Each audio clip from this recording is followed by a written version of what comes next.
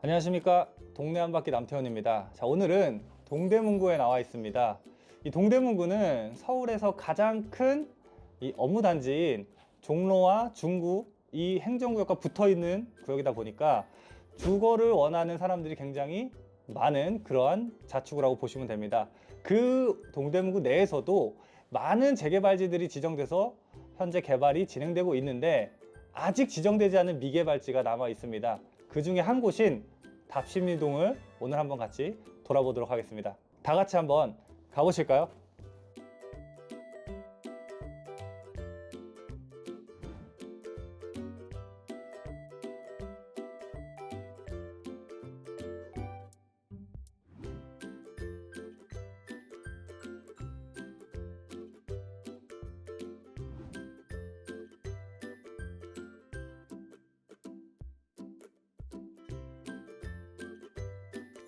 자, 지금부터 본격적으로 답심리동을 돌아보도록 하겠습니다. 보이는 이 도로가 왕복 4차선 서울시립대까지 이어지는 도로인데요, 이 도로를 기준으로 좌측하고 지금 정면에 보이는 우측하고 이렇게 나뉩니다.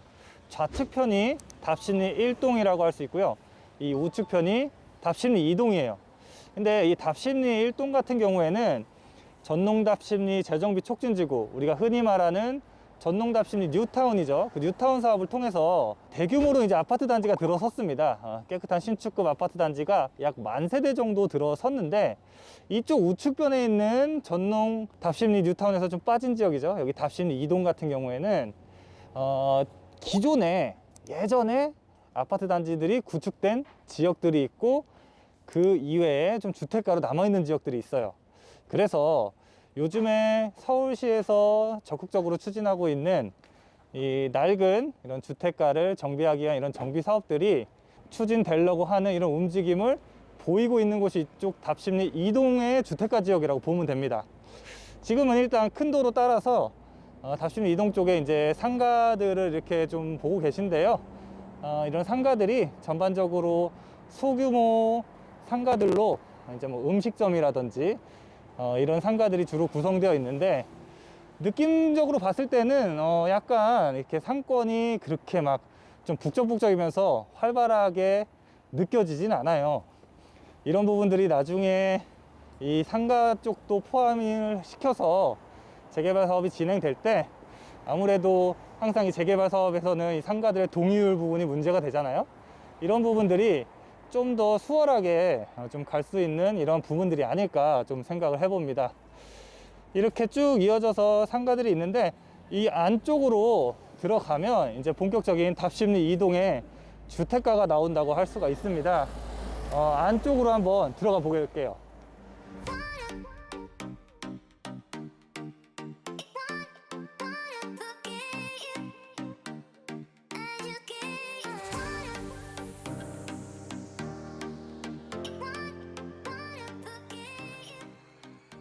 자, 이면도로 안쪽으로 이제 들어왔는데, 이쪽에도 이제 주택가 앞쪽으로 이제 1층 상가들로 구성된 이제 상가주택가들이 있어요. 근데 건물들이 전체적으로 봤을 때 조금 노후되어 있는 모습을 확인할 수가 있습니다. 그리고 전반적으로 이 대로변 안쪽에 이면도로 쪽도 이렇게 상권이 막 활발하게 뭐 형성되어 있지는 않다라고 느껴집니다. 이렇게 왼쪽으로 틀어보면은 이쪽이 이제 주택가가 본격적으로 나오네요. 자, 주택가 보면 역시 예상했던 대로 주택가 안쪽도 노후도가 굉장히 심한 모습이에요. 이렇게 외벽이 빨간 벽돌로 구성된 이러한 집들이 많이 눈에 띄죠. 이러한 집들은 기본적으로 다 30년 가까이 된 집들이라고 생각하시면 됩니다. 이렇게 빌라 같은 이런 다세대 주택 건물도 있지만 그렇게 깨끗해 보이지는 않네요. 노후도가 상당히 진행된 다세대 주택으로 보여요. 그리고 이렇게 길이 차가 막 지나다니기에는 쉽지 않을 정도로 도로의 폭이 좁네요. 지금 보니까 도로의 폭도 굉장히 좁고, 또 하나 느껴지는 거는 이런 주택들이 굉장히 많은데, 이런 주택들에 있는 차들은 어디에다 주차를 할지 참 주차 공간도 참 부족해 보입니다. 주차 공간이 굉장히 부족해서 이런 부분도 좀 전반적으로 정비를 해줘야 될 것 같습니다. 이 길 같은 경우에는 뭐 이렇게 오토바이가 앞에 세워져 있다 보니까 아예 차량 통행조차도 좀 불가능하겠네요. 빨간 벽돌집도 많고, 이렇게 보이시죠? 옛날 그 단독 그 1층짜리 양옥집 같은 느낌. 예, 이런 1층짜리 낮은 건물들도 많이 눈에 띕니다. 지금 이렇게 주택가 안쪽을 걷다 보니까 좀 느껴지는 부분들이 많이 있는데, 일단은 낡았다는 게 처음으로 딱 느껴지고요. 골목들도 이렇게 골목골목 좀 좁은 골목들이 많이 있다는 것도 느껴집니다. 자, 또 하나는 전반적으로 이렇게 쭉 둘러보니까 이 지역이 빌라는 많이 눈에 띄진 않아요.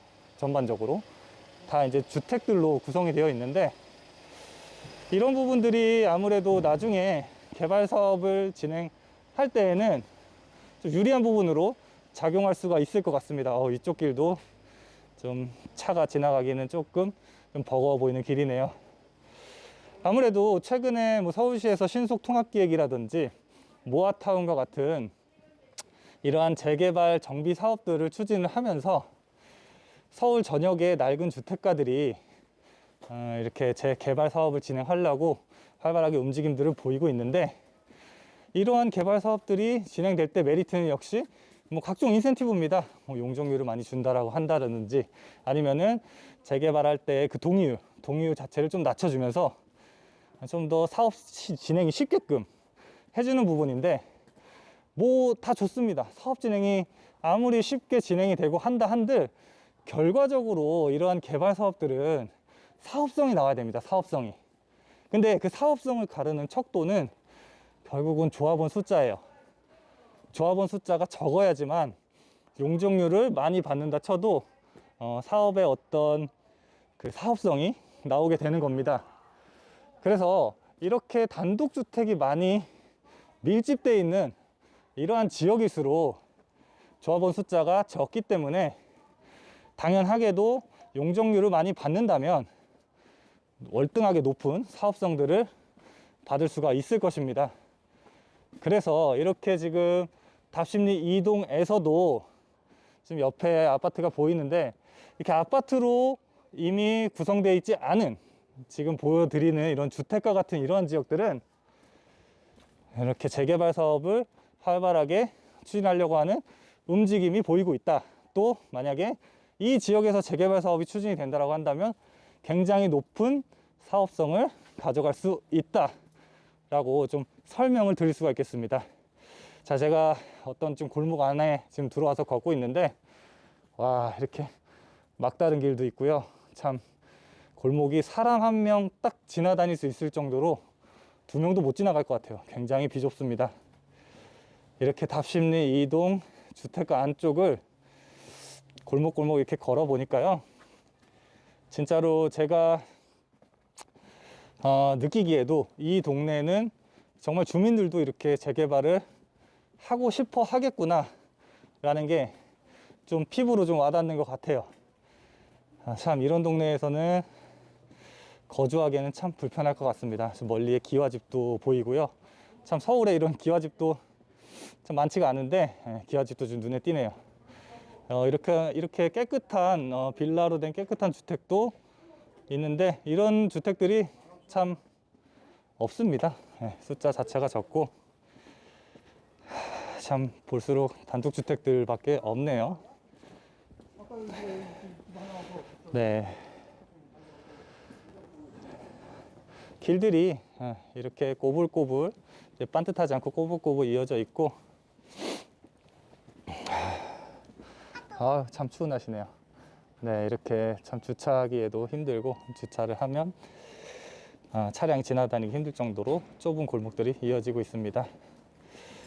자, 전반적으로 개발을 꼭 해야 되겠다, 좀 그러한 좀 필요성이 느껴지는 그런 지역인 게 계속해서 걸을수록 느껴집니다.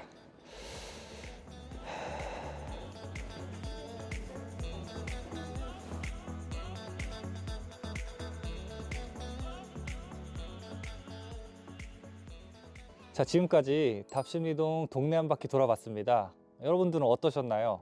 저는 이 지역이 왜 아직까지 개발이 안 됐는지 참 이해할 수가 없었어요. 동대문구의 마지막 남은 미개발지 이쪽 답신리동 주목해 보시면 좋을 것 같습니다. 자, 오늘 이렇게 답신리동 동네 한 바퀴 돌아봤고요. 다음에 또 다른 동네 한번 돌아보도록 하겠습니다.